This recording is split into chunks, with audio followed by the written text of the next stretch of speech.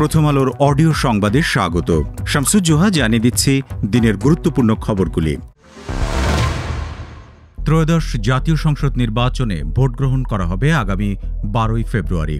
জুলাই জাতীয় সনদ বাস্তবায়নে গণভোটও হবে একই দিন।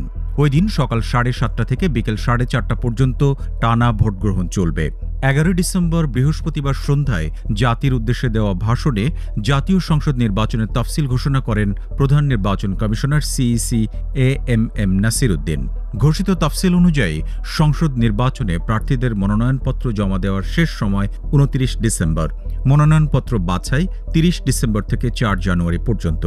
রিটার্নিং কর্মকর্তার সিদ্ধান্তের বিরুদ্ধে আপিল দায়ের 11 জানুয়ারি এবং আপিল নিষ্পত্তি হবে 12 থেকে 18 জানুয়ারি।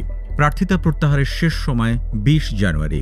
চূড়ান্ত প্রার্থী তালিকা প্রকাশ ও প্রতীক বরাদ্দ করা হবে 21 জানুয়ারি। নির্বাচনী প্রচার শুরু হবে 22 জানুয়ারি। প্রচার শেষ হবে 10 ফেব্রুয়ারি সকাল 7:30টায়।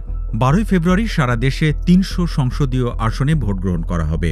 এবারের নির্বাচনে মোট ভোটার 12,76,00,000-এর বেশি। প্রবাসী বাংলাদেশি ভোটাররাও পোস্টাল ব্যালটে ভোট দেওয়ার সুযোগ পাচ্ছেন। এখন পর্যন্ত 3 লাখের বেশি প্রবাসী ভোটার ভোট দেওয়ার জন্য নিবন্ধন করেছেন। 10 নভেম্বর বুধবার বলা হয়েছিল নির্বাচনের তফসিল ঘোষণার সঙ্গে সঙ্গে দুই উপদেষ্টা মাহফুজ আলম এবং আসিফ মাহমুদ সজীব ভুঁইয়ার পদত্যাগ কার্যকর হবে। মাহফুজ আলম ও আসিফ মাহমুদ সজীব ভুঁইয়া দুজনই আসন্ন ত্রয়োদশ জাতীয় সংসদ নির্বাচনে অংশ নিতে যাচ্ছেন। তাদের নির্বাচনী আসনও অনেকটা নিশ্চিত, তবে তারা কোনো দলে যোগ দেবেন নাকি স্বতন্ত্র প্রার্থী হিসেবে নির্বাচন করবেন সে বিষয়ে এখনও স্পষ্ট করে কিছু জানাননি।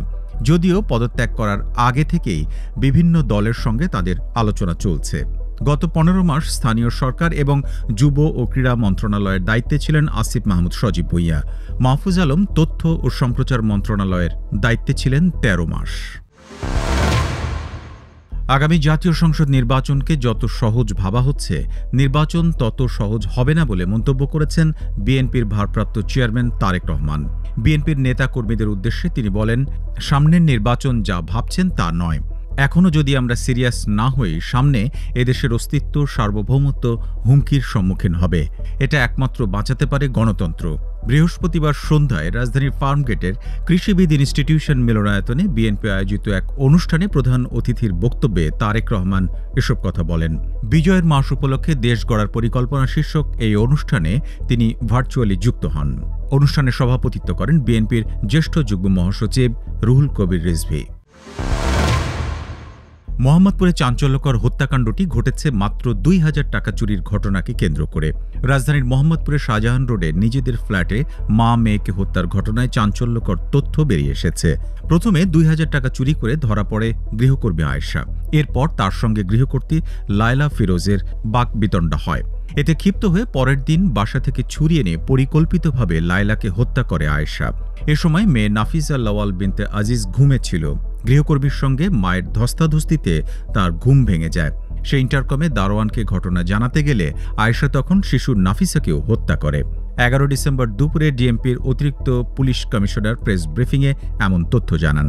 অতিরিক্ত পুলিশ কমিশনার নজরুল ইসলাম আরও জানান, আয়েশার স্বামী রাব্বিকেও গ্রেপ্তার করা হয়েছে, কারণ স্বামী রাব্বি হত্যাকাণ্ডের পরে আয়েশাকে ঢাকা থেকে পালাতে সাহায্য করে। 8 ডিসেম্বর মোহাম্মদপুরের বাসা থেকে লায়লা ফিরোজ ও মেয়ে নাফিসা লাওয়াল বিনতে আজিজের মরদেহ উদ্ধার করে পুলিশ। পরে জোড়া হত্যার ঘটনায় রাতে নিহত লায়লা আফরোজের স্বামী স্কুল শিক্ষক আজম আজিজুল ইসলাম গৃহকর্মী আয়েশাকে একমাত্র আসামি করে মোহাম্মদপুর থানায় হত্যা মামলা করেন। এই ছিল এখনকার মতো। প্রথম আলোর অডিও সংবাদ শুনুন আমাদের ইউটিউব চ্যানেল, ফেসবুক পেজ এবং prothomalo.com-এ।